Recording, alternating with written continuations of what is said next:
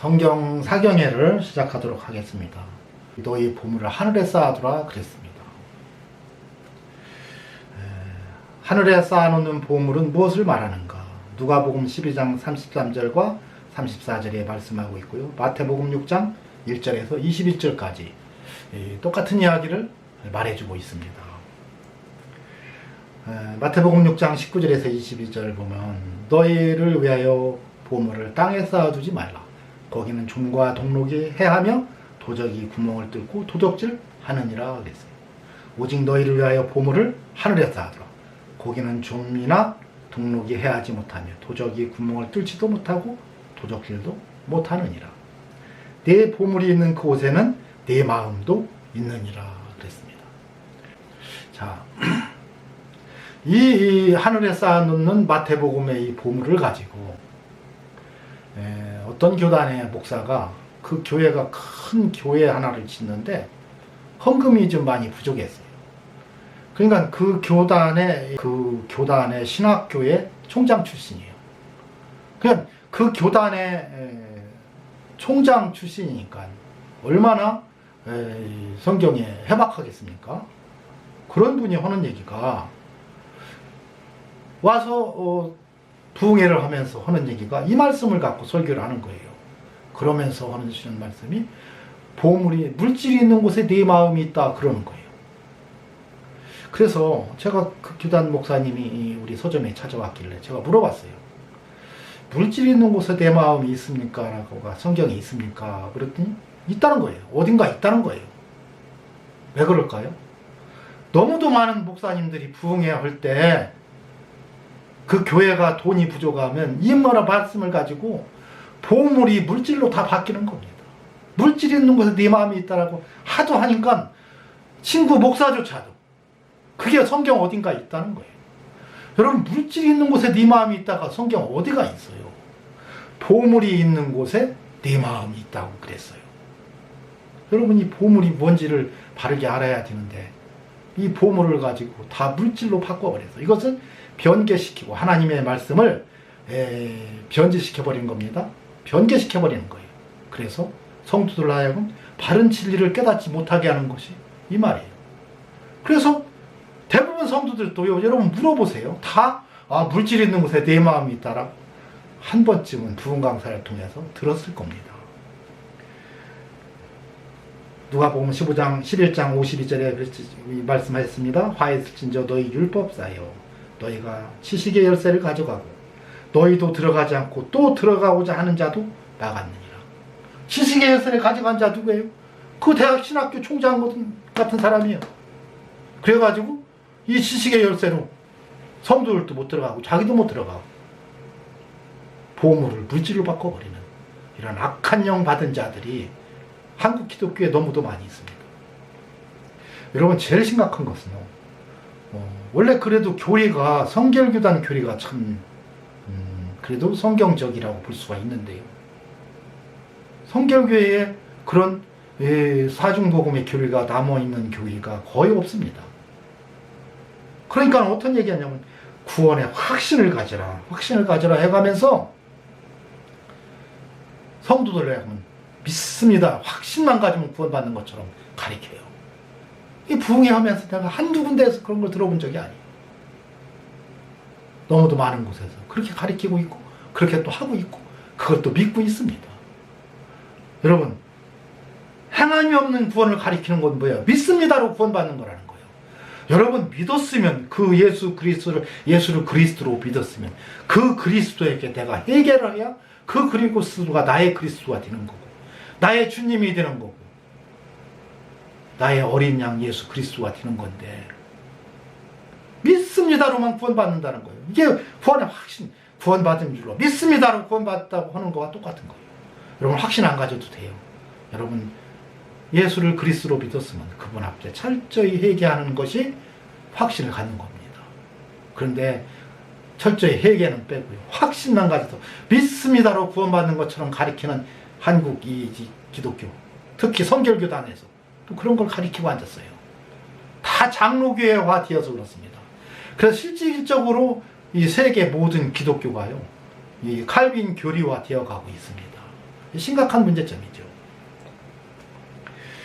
야, 누가복음 12장 31절 34절 보면 너희 소유를 팔아 구자하여 낡아지지 아니하는 주머니를 만들어 하늘에 둔 바 다함이 없는 보물이니 거기는 도적도 가까이 하는 일도 없고 좀도 먹는 일이 없느니라. 너희 보물이 있는 곳에 너희 마음도 있느니라 그랬어요. 자, 이걸 똑같이 마태복음에는 뭐라고 했어요? 너희를 위하여 보물을 땅에 쌓아두지 말라. 거기는 종과 동록이 해하며 도적이 구멍을 뚫고 도둑질 아니다. 자, 오직 너희를 위하여 보물을 하늘에 쌓아두라. 그죠?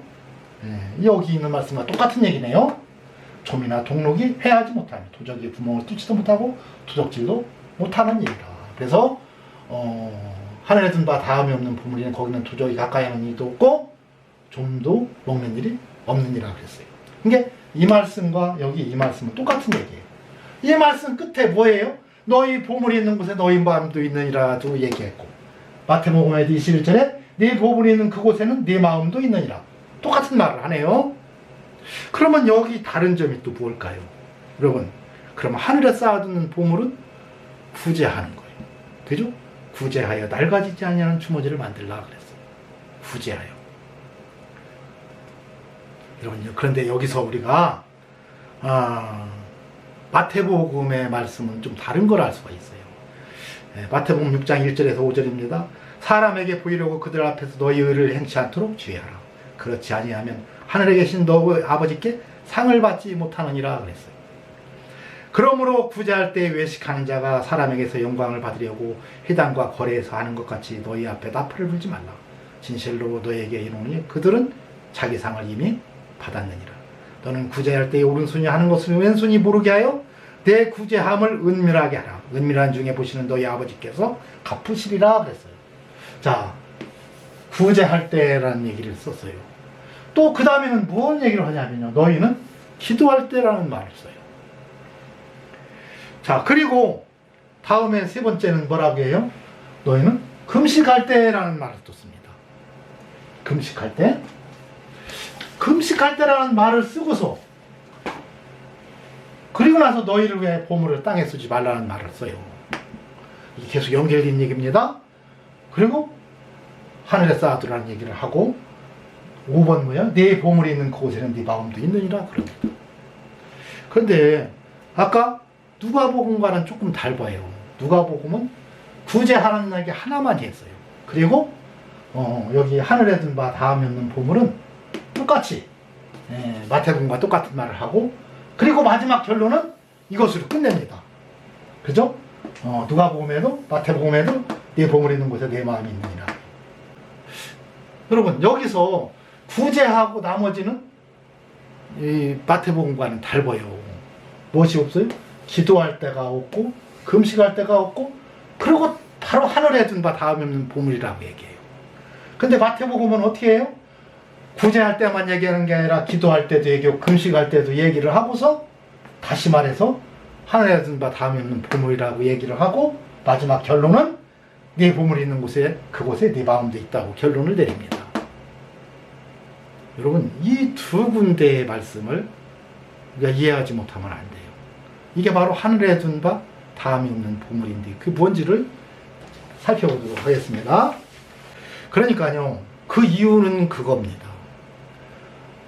마태복음은요, 수신자가 유대인 그리스도인들을 위하여 기록한 천국복음, 왕국복음이에요.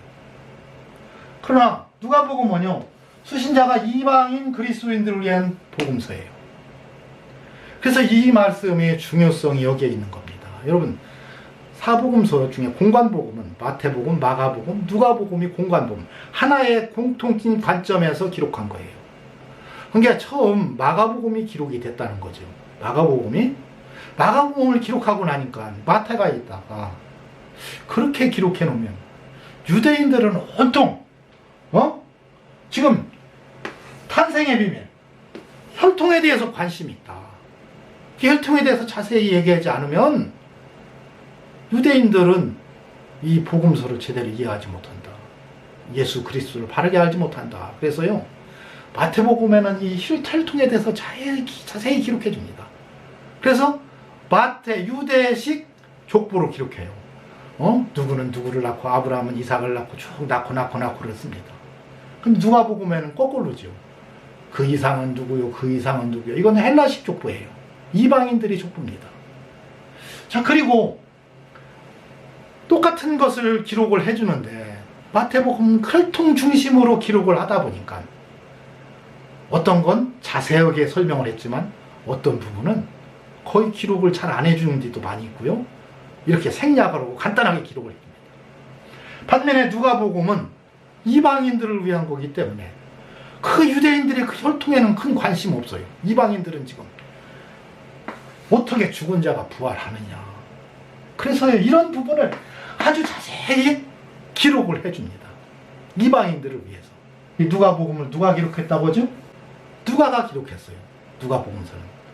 여러분, 누가는 의사였다고 하죠. 의사였는데 끝까지 바울과 동행했어요. 그래서 바울의 편지 중에 다 떠나고 누가만 내 곁에 있느니라 그랬어요. 누가가 의사인데 이 바울이 그러죠. 바울은 이방인들을 위해서 3차, 4차 전도여행을 다니면서 누가를 데리고 다녔습니다. 그러니까 자기 육체에 가시가 있었어요. 너무 고통스러우니까 하나님 이것 좀 내게서 제거해달라고 기도했을 때 내 은혜가 내게 족하다 그랬어요. 하나님의 어떤 은혜가 있다는 겁니다. 그래서 그는 아픈 몸을 입고 돌아다니니까 누가가 의사니까 바울만 보낼 수가 없는 거예요. 혼자 가서는 저 사람 어디 가서 쓰러지면 죽는데 내가 의사로서 가서 그를 그때그때 지켜줘야 되겠다는 마음을 갖고 바울을 따라다녔습니다. 그가 따라다니면서요. 이방인을 위해서 복음 전하는 걸 계속 봤어요. 아, 바로 이거구나. 그래서 이방인들에 대한 복음은 유대인들에게 전하는 것과는 전혀 다른 거예요. 이방인들은 유대인에게 전하듯 해서는 알아듣지도 못하고. 그러니까 이방인을 위한 선교를 바울이 했잖아요. 그걸 누가가 자세히 보고서 이 누가복음, 이방인 그리스도인들을 위해서 누가복음을 기록한 겁니다. 바울이 그 아픈 몸을 이끌고 갔을 때 누가는 의사님께 따라다니면서 끝까지 바울 곁에서 바울을 지켜줬는데 그 결과 누가복음과 사도행전을 기록할 수가 있었던 겁니다. 그것을 보고서 그 이방인들에 대한 속성도 알고 모든 걸 알면서 그들에게 아주 적절한 표현을 써가면서 세심하게 기록한 것이 누가복음이에요. 그래서 이 누가복음에서는요, 유대인들에게 기록한 거와는 다른 부분이 좀 많이 있어요. 그래서 바로 앞서서 구제하여만 아르면 됐지. 기도와 금식에 대해서는 간단하게 기록을 한 겁니다. 그런데 마태복음에서 자세히 기록해 놨으니까 구체적으로 알고 싶은 사람은 마태복음 읽어봐라 이거예요. 그러나 중요한 건 구제를 비롯한 기도하는 거, 금식하는, 금식도 기도입니다. 금식하는 건 모두가 다 하늘에서 하는 보물이라는 얘기입니다. 여러분, 구제하는 거, 기도하는 거, 금식하는 것은요, 하늘에 둔 바 다음이 없어지지 않는 보물이라는 거예요. 누가복음에는 비록 구제 하나만 써놨지만 그 이하는 그 속에 다 함축되어 있고 생략됐는데 마태복음은 그렇게 써놓으면 유대인들은 알아듣지 못하니까 그것을 더 자세히 유대인들이 알아들 수 있도록 구제도 쓰고 기도도 쓰고 금식도 써주고서 바로 이게 다 하늘에서 하는 보물이라는 얘기입니다. 그런데 물질 있는 곳에 내 마음이 있다고 하면서 예배당만 크게 지면은 그게 하늘에 쌓아두는 보물이라고 하면서 돈만 많이 걷기 위해서 그걸 바꾸어 버리면 이것을 하나님의 말씀을 변개시키는 겁니다. 변개. 그래서 자기의 목적에 맞게 바꾸는 악한 영들의 역사입니다. 예, 그 신학교 총장이 그런 설교를 하고 있으니 그런 신학교가 오죽하겠습니까? 그 교단이. 여러분, 사도행전 10장 30절에서 35절에 보면 고넬료가 가르되 나흘 전 이맘때 내 집에서 제 굿이 기도를 하는데 호련히 한 사람이 빛나는 옷을 입고 내 앞에 서서 말하되 고넬료야, 하나님이 내 기도를 들으시고 내 구제를 기억하였으니 베드로가 입을 열어 34절입니다. 베드로가 입을 열어 가로되 내가 참으로 하나님은 사람의 외모를 취하지 아니하고 각 나라 중 하나님을 경외하며 의를 행하는 사람은 하나님이 받으시는 줄 깨달았도다 그랬어요. 여러분, 여기서 내 기도를 들으시고 내 구제를 기억하였으니 그랬어요. 근데 여기서 최고 중요한 예는 고넬료라는 이름을 불러줬습니다. 고넬료는 구원받은 성도였어요. 하나님의 생명력의 이름이 기록된 자였다니. 그래서 고넬료라는 이름을 불러줍니다. 그리고 어떻게 해요? 내 기도를 들으시고 내 구제를 하나님이 기억했다. 여러분, 우리 구원받은 성도들, 여러분들 이름이 생명록에 기록되어야 돼요. 그런 사람은 다 어떤 전쟁과 어떤 환난에서도 하나님이 다 구원시키고 지켜주겠다는 얘기를 하시는 겁니다. 여러분, 이것은 창세기의 언약에 대한 말씀의 답이기도 합니다. 여기 각 나라 중, 자, 하나님을 경외하며 하나님을 존경하고 두려워한다는 얘기, 경외의 뜻은 그런 뜻입니다. 이건 뭐 원문이나 똑같은 거예요. 하나님을 경외하고 하나님을 두려워하고 또 하나님을 공경하고, 이 뜻이 하나님을 경외하는데, 자, 의를 행하는 사람은 뭐예요? 구제하는 게 의를 행하는 사람인가요? 여러분, 그 말은 게 아니에요. 이름이 기록된 자, 자, 의를 행하는 자, 하나님의 의가 뭡니까? 너희는 먼저 그 나라와 그 의를 구하라. 지금도 그 나라와 그 의를 구하래요. 이미 하나님이, 예수님이 십자가에서 다 이루어놨습니다. 하나님의 의는 뭡니까? 바로 우리를 구원해 주시기 위해서 예수 그리스도를 십자가에 못 박혀 죽여서 산 제물이 되게 하신 거. 여러분, 그래서 그 예수 그리스도를 세상 죄를 지고 하는 하나님의 어린 양 제물 되시게 한 것이 하나님의 의예요. 누구든지 저를 믿으면 그에게 회개하라는 거예요.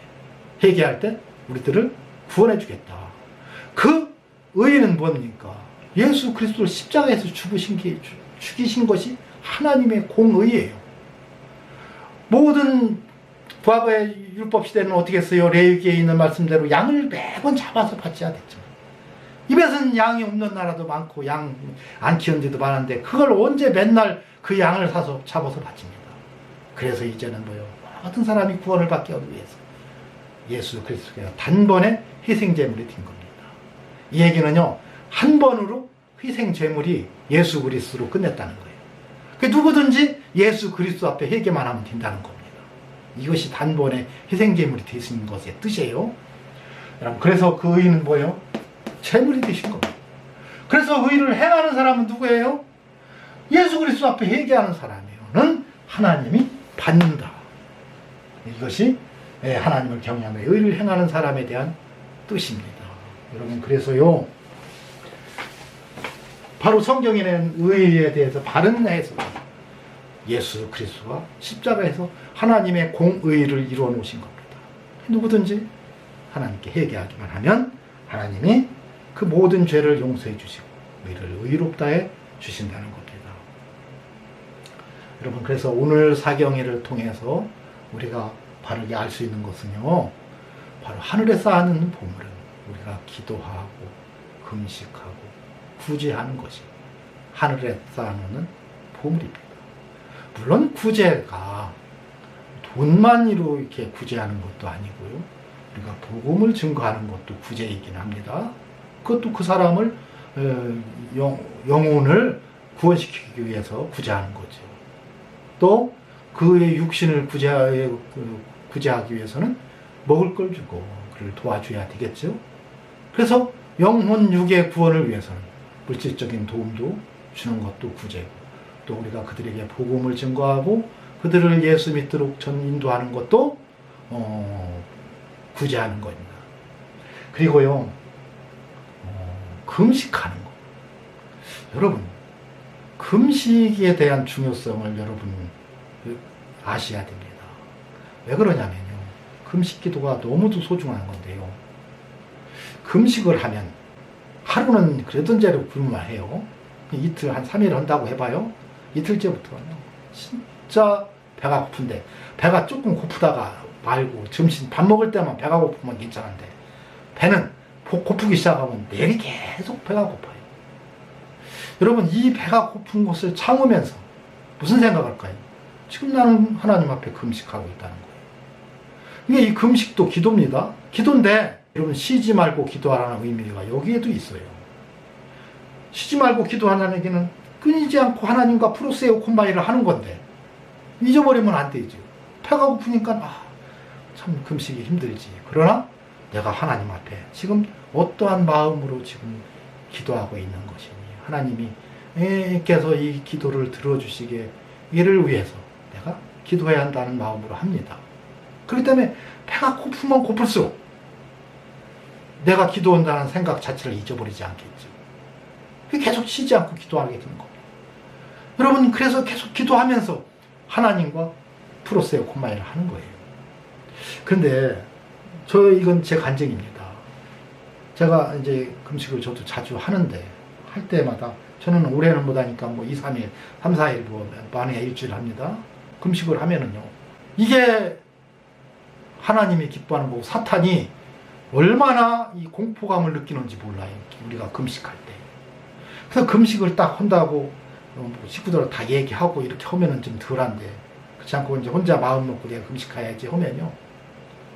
거짓말 같아요. 여러분도 한번 해보세요. 맛있는 걸 싸가지고 바리바리 찾아서 옵니다. 장모님 계세요? 목사님 계세요? 제가 이거 지나가는데 너무 맛있게 세워서 드리려고 사왔습니다. 같이 먹죠. 펴놓고 먹자는 거예요. 내가 금식하고 있는데 하루나 이틀 됐는데 그러니 이걸 또 금식한다고 하면 또 상처받을까 봐 제가 무슨 일이 좀 있어서 지금은 못 먹습니다. 이제 그러면 근데 눈치 빠른 사람 그래요? 그러고 놓고 가요. 생전 찾아오지 않던 성도들이 막 또 지나가다가 찾아옵니다. 장로님들이 찾아오고요. 그런데 다 한결같이 먹을 거 가지고 또 어떤 때는 전화가 와요. 모처럼 우리 같이 식사나 할까요? 그러고서는 또 식사하자고 전화가 와요. 배는 꼬르륵 대는데 그게 올 때 얼마나 유혹이 심하겠어요. 그래도 이제 참고 하는데 그것처럼 생전 않던 먹지 않은 일들이 그렇게 많이 생겨납니다. 저는 그걸 보면서 하나님이 기뻐하죠. 사탄은 아주 비상이 걸렸구나. 무슨 방법을 써서라도 이 금식을 막아보려고. 여러분, 금식 기도는 하나님이 너무너무 기뻐한 하늘에 쌓아두는 보물입니다.